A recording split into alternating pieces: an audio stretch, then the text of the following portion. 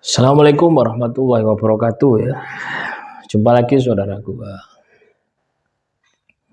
Weton Kamis ya, dimanapun Anda berada. Kajian materi kali ini tentang bagaimana cara menemukan bohol sihir ya.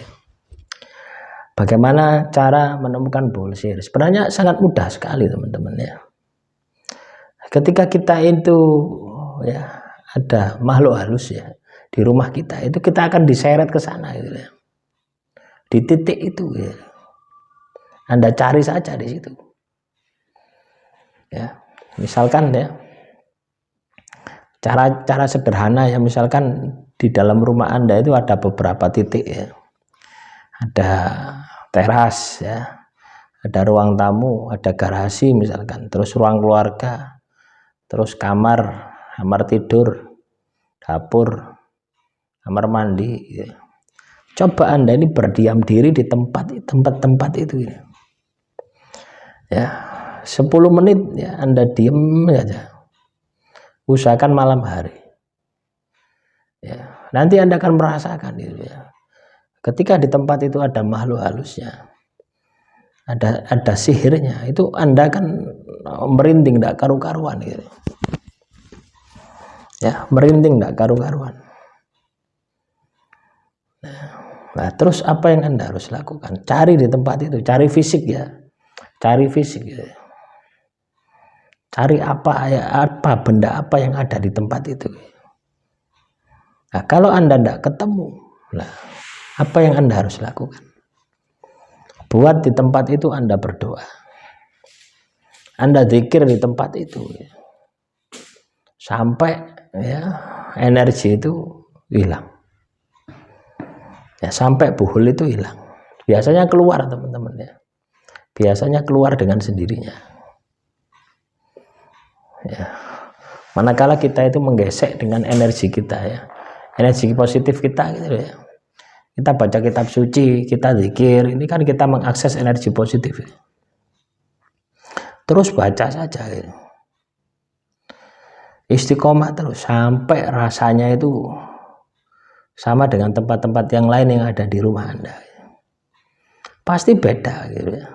Ketika di tempat itu ada makhluk halusnya, ketika di tempat itu ada bohol sihirnya, pasti beda rasanya gitu. Nah, ini kita melatih dimensi rasa ya, olah rasa.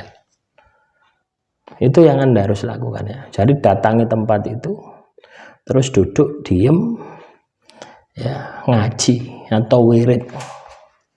Atau juga bisa Anda ini ya, Anda harus ngaji di tempat itu, tapi Anda ini buat air ruqyah gitu ya. Tiupkan di air terus disiram ya, dipel tempat itu, disiram dengan air bacaan ruqyah Anda. Itu lakukan itu setiap hari. Nanti lama-kelamaan netral dengan sendirinya. Ya. Kalau di tempat saya ini saya tahu ya, ada di depan satu ya. Ada di depan di pohon mangga gitu.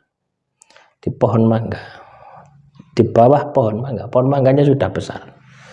Tidak saya potong, saya biarkan saja. Ya, tapi ya gitu ya. Ketika saya ada di sini, ada di rumah sini ya, saya ngaji ya, tiupkan ke air, siram itu mangga. Ya.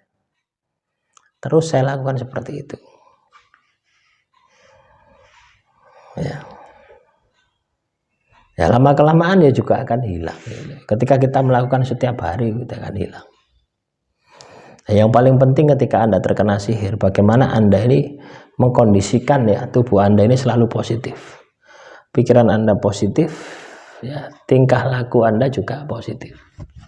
Nah, usahakan itu. Dan yang paling penting Anda bisa kontrol emosi. Ya. Ketika Anda tidak bisa kontrol emosi, maka sihir telur santet itu akan semakin kuat gitu ya. Akan semakin kuat, akan semakin keras gitu. Inilah yang kita harus hindari. Ya berat ya gimana gitu ya teman-teman ya. Ketika kita ini terkena sihir itu, kadang kita itu tidak sadar kalau kita terkena sihir itu tidak sadar. Ya. Yang pasti ketika kita terkena sihir ya, ekonomi kita ini semakin hari semakin menyusut. ya, ibadah kita semakin hari semakin males, fisik kita semakin hari semakin drop. Nah, itu tanda bahwasanya kita ini terkena sihir gitu. Yang Anda harus lakukan adalah berpikir positif, bertindak positif, menjalani ibadah, menjalani tirakat. Sudah, fokus di sana saja. Tidak usah fokus kecemasan, tidak usah fokus ketakutan. Ketika Anda bisa melakukan itu dengan baik ya, maka saya yakin ya bol sihir itu akan keluar. Saya pernah ya ngaji ya teman-teman ya, di tempat ini ya, tempat saya syuting ini ya, saya ngaji terus ya, sehari semalam itu ya. Besok paginya ya, banyak tikus yang mati. Tikus kecil-kecil itu mati ya. Seperti habis apa ya? Habis kecelup itu ya. Habis tenggelam itu. Padahal ya enggak ada tikus di sini gitu. Padahal aku ya saya heran gitu. Kalau ada tikus ya biasanya tikusnya besar-besar ya. Tikus kota ini kan biasanya besar-besar. Nah, ini tikusnya kecil-kecil ya. Ya. Di garasi 2 mati, terus di lantai atas juga 2 terbakar. Kalau yang di luar kecelup ya kelumus gitu loh ya, seperti tikus habis direndam air gitu. Mati jajar 2 ini, jajar sama di atas terbakar gosong. Nah, jadi ketika Anda melakukan pembersihan seperti itu akan banyak mengalami fenomena-fenomena yang di luar logika kita. Yang sama ketika saya merasakan bahwasanya di pojok situ ada gitu. Ketika Anda ngajeni ya, itu akan terjadi gesekan gitu. Bisa jadi muncul penampakan ya. Semalam saya juga melakukan yang sama gitu ya. Ketika saya mau buat video ya, pas di pojokan itu, pas maghrib ya, saya berhenti di situ. Saya rasakan energinya, wah langsung merinding semua ya. Langsung merinding semua. Nah di situ saya tarik nafas, saya baca amalan saya ya. Nah, langsung pergi dia. Makhluk halusnya itu langsung pergi.